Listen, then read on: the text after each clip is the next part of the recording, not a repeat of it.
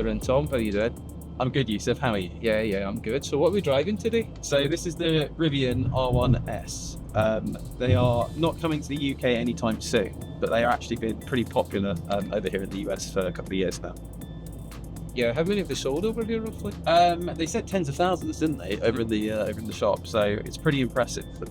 I assumed they were a bit more of a niche vehicle, but the fit and finish is extremely impressive. And here we were talking about the build quality is quite impressive. Yeah, it's kind of Range Rover S. Yeah, it's really excellent. It's on par with our top premium brands we have in the EU, I'd say. And what kind of tech have we got in this car that makes it really interesting? So once again, we have got hands-off assisted driving here. So this is, I don't know if Rivian got a specific name for it, but it is working much like we know Blue Cruise. So it's got a driver monitoring camera. What's particularly interesting about this one is the driver monitoring camera is actually up here in the rear view mirror. So it's not here in a cluster or attached to the steering column like you might find in the Mach-E. So we're sat here on the I-75, just cruising along with hands off. We've been doing it for a couple of miles now. And it's just performing pretty nicely. It's steering pretty well. You can hear it beeping there, telling me to put my eyes back on the road. And is there anything about this system that's really different from what we have in the UK?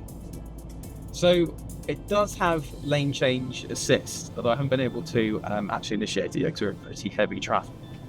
But the main thing that's different about this vehicle is we've got an awful lot of cameras, have you noticed, going around it? And even the fidelity of that is pretty impressive. The guy who was showing us around mentioned 5 radars around the front. I don't know if that's true. We'll have to double check that because five seems quite a lot. But it might be one on each corner and a long range one. So yeah, there are some drawbacks to having this much technology in the vehicle. For example, the door mirrors have 3 separate cameras on them. What do we think that's going to do for the repairability of the vehicle? Well, it's not going to be good, is it? So, you know, a small door mirror knock, that's going to be thousands of pounds to repair, maybe replace. So I think this car is not going to do great in terms of damageability. Obviously, we'd have to do some proper testing on it, but the standard tech and the fit and finish implies to me that this is definitely kind of a luxury category car. But even in the showroom, we were quite surprised. It was about $600 a month, wasn't it? Yeah, so very affordable, So as well as we got some data from our colleagues at MIT that the average American car loan is over $1,000 a month. So yeah, seems very affordable and well priced. And just looking at kind of the usability of this, comparing it to the Mach-E that I've got a decent amount of experience on, I actually quite like the amount of information I'm getting on this cluster. It's not too busy, but it's giving me confidence that it does actually know what it's doing. So I get a special indication for blind spot monitoring, not only in the door mirror, but also down here. And then I get that sort of Tesla-esque display of vehicles popping up in the display as well. Works for pedestrians too. So it's a pretty intuitive system straight away to sort of start using. So I can imagine it's probably going to be quite popular. How's the system performance? Have we seen any issues on our test drive? Absolutely none. Quite interestingly, back there it was a bit more of a sharper turn. And what we typically see is that if it's quite a sharp turn in the road, the system will say, please put your hands back on the wheel. This one did actually say, put your hands back on the wheel. I refused, I didn't, and it handled the bend absolutely perfectly fine. So maybe that was just a bit of a precautionary warning of, we're not sure whether we're going to make this bend or not.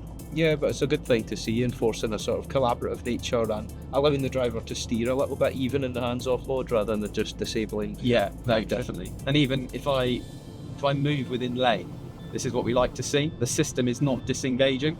Yep. So unlike Tesla, where any amount of sort of steering torque input just disable the assisted driving support, this keeps it on. So if I do want to steer around a pothole in the lane, I can do that quite comfortably, and the system is still keeping me in the middle.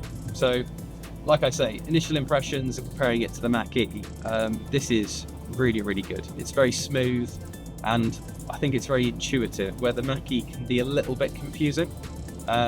So yeah, I'm enjoying it. So Tom, the main difference between highway assist and something like Blue Cruise we have in the UK is the lane change function. How is the lane change function on the Rivian? So it's actually pretty poor. So when you were testing it earlier in the Ford Expedition, the Blue Cruise version, you sort of just gave it the indication that you wanted to do a lane change and the vehicle would do it for you. Yeah, so it's an entirely hands-off lane change. Exactly.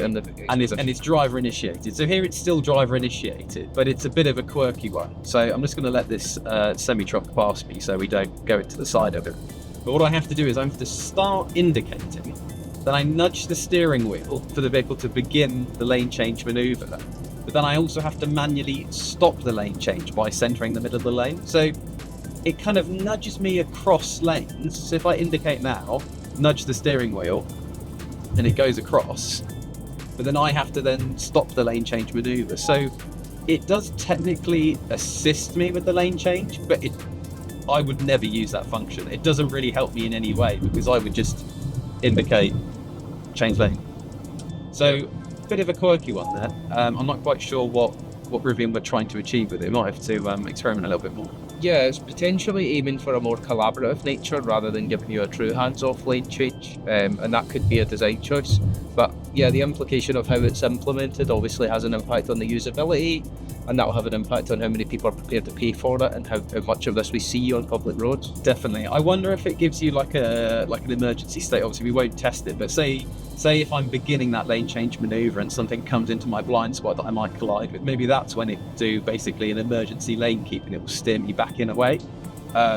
Maybe that's kind of what they were hoping for. So again, as the driver, like you said, you're kind of collaboratively involved, but I'm not sure. It feels a bit clunky. That would be the way I would describe it. You're not really sure what the car's trying to support you with and what you're responsible for. How long do you think it'll be until we start to see Rivian vehicles in the UK? So we were speaking to the guy at the dealership, and he reckoned maybe 2027, 2028. But that was his opinion of it all. We're probably going to get some in Europe in the next year or so. I'd love them to come to the UK. I think they would be extremely popular and sell pretty well. Yeah, likewise. So yeah, that's our thoughts on the Rivian R1S. We'll see you next time.